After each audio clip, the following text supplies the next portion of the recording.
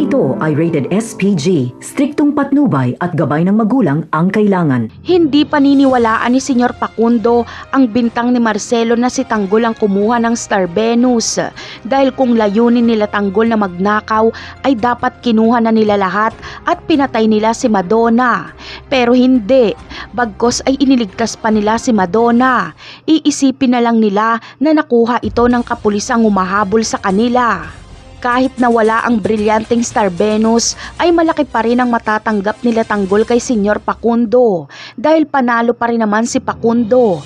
Nakuha niya naman ang mga droga at ang ibang mga brilyante. Yun nga lang ay hindi pa rin ito sasapat para maibalik niya ang pera ng mga Montenegro. Kaya sa araw ng kasal ni David at Catherine ay posibleng magkagulo dahil magkakainitan si Ramon at Facundo. Kaya naman, bilang proteksyon ay gagawing personal bodyguard ni Senyor Facundo si Tanggol. Hindi kasi pwede si Madonna dahil nagpapagaling pa ito sa kanyang sugat. Hindi rin pwede sila Supremo dahil mga pugante sila.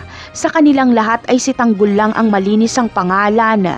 Kaya dadalo si Tanggol sa kasal pero wala siyang kamalay-malay na ang pangalan niya ang ikakasal.